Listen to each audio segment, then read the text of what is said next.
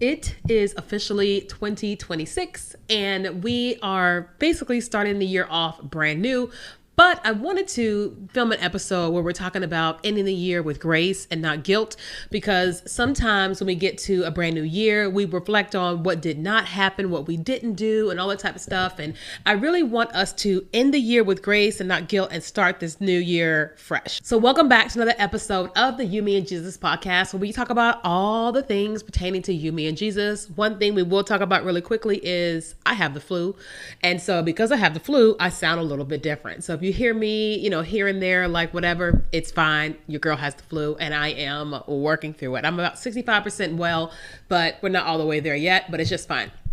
So I wanted to do this episode talking about ending the year with grace and not guilt, because sometimes when we come out of a year, we will reflect on it. And I think a lot of times we will be critical of ourselves, will be critical of what did not happen, what we did not do, did not accomplish. And I think that it actually discounts all the great things that did happen. It discounts like the way you did grow, the things that God did do versus the things that he didn't do or you didn't do, right? And I want to start this off by saying, okay, why don't we just take a moment and let's just reflect on 2025. Let's take a look at all the things that happened in 2025, the good and not so good, right? So for me, I was on a cruise for Christmas, and there was this Christmas card decorating thing for the kids. And I was like, I'm going, I pay for this cruise, I'm going. And so I'm there and I cannot seem to figure out how to do this card thing that they wanted us to do. And I was just like, forget that. I am just going to write a letter to myself, and I am going to tell myself how proud I am of myself. And so I sat there and I was just writing all the things that I was proud of that I accomplished in 2025. And majority of the things weren't like making money or whatever. It was more so like all the strides that I took to be a better person or take care of my physical health and my mental health and my finances, right? Just all the things that I was doing. And as I was doing that, I was emotional because I was like, wow, look at me and look at what I've done over the year. There was something to celebrate with that. And so I just kept writing. And then I brought the letter home and I put it on my refrigerator as a reminder to myself. Now, there's a lot of things in 2025 that did not happen that I wish God would have done or I would have done. There are times when I wasn't as connected to God as I had been in the past, right? And I could have easily talked about that and harped on that, but I made a conscious decision to go, no, we're going to focus on the good things that happened, what I did accomplish, so I can celebrate those things. And then anything that I want to accomplish in 2026, I can now put them on my list of things that I want to focus on, right? So one of my big things that I focused on in 2025 was my physical health, losing weight, and then my mental health. And so I got on GLP-1, I've lost 35 pounds, and I'm working on losing 65 pounds, right? For the rest of the year total. And so I'm really proud that I was able to lose 35 pounds, start eating better, and just doing these different things. And I really gave myself those props because I'm like, I don't know the last time that I've lost 35 pounds. I don't know the last time that I've had a protein shake every single day or electrolytes or choose a salad over whatever. You know what I mean? Like, I don't know the last time that I've done those things. And I was like, I've got to praise myself for those things, right? And so then I was very proud of myself in 2025 because I decided to go see a psychiatrist, right? I've done a lot of therapy, a lot of trauma therapy. But then I said, I wonder what are the long-term quote unquote consequences of all of that trauma. And I saw a psychiatrist and we've just been working through some things. And she's like, yeah, I can see that you're dealing with this, and this. And I was like, yes, that is it.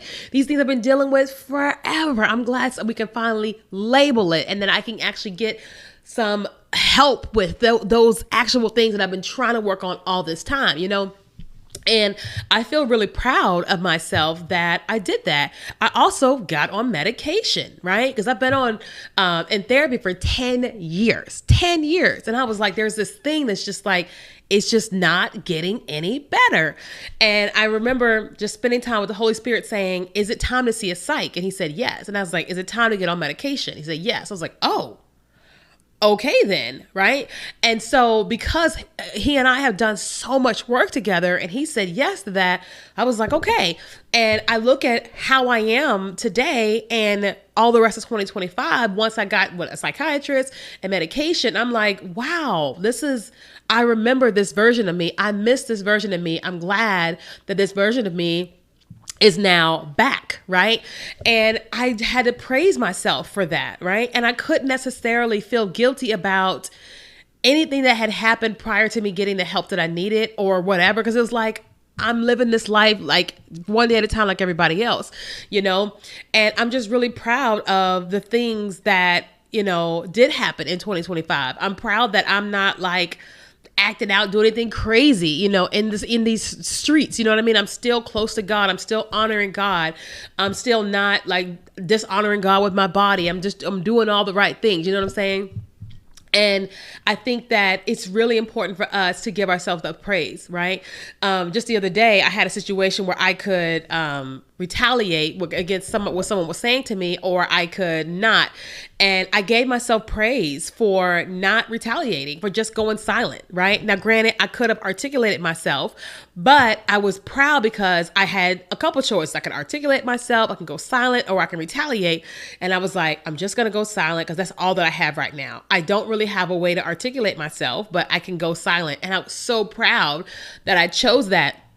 Now, is there a better way that I could have articulated? Yeah, I could have articulated myself. But instead of me saying, here's what I didn't do, here's what I did do well. I could have done this, right? But I chose to do this. And next time or next time after that, I can go this route and then actually be able to articulate myself.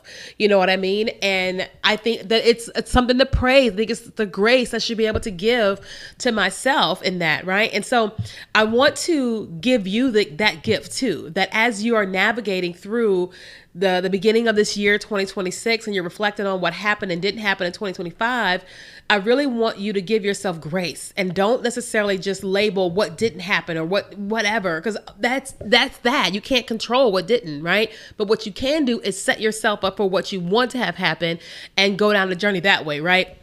It's like, I want to be very, very financially savvy. I don't just want to make money. I want to be financially savvy. And so this year, I'm really focused on learning more about finances and budgeting and things of that nature so that I can get really, really good with my money, right? Because I know how to make a lot of money, but I also know how to spend it. And so I'm like, okay, I got to be getting better with money. I got to plan for retirement, so on and so on and so on.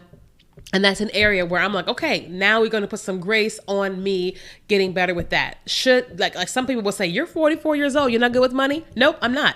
Right. But I'm good at other things that I've been working on the last 44 years. Right. And then the next 44, I can work on that. Right. And so that's grace for like, I've done this, now I can focus on that, right? And so I want you to give yourself the gift of having that as well, because if you do not, you will live your life always thinking about what didn't happen, what should have happened, and who you could have been, and all that type of stuff, versus focusing on here's today. And here's what you can do today. Here's how you can show up today. Here is what you can improve today. Here is what God is doing versus what he's not doing, right? And partnering with him in that, okay? So I hope you found this even somewhat valuable. Now, these episodes are always really short because I want you to be able to consume it and go away. But I hope you found this valuable. I'm curious if you did. Let me know here in the comments, here on YouTube. If you're on the podcast, come on YouTube. And if you guys have not already done so, please subscribe to the podcast and write a review. I would love to know what you guys think.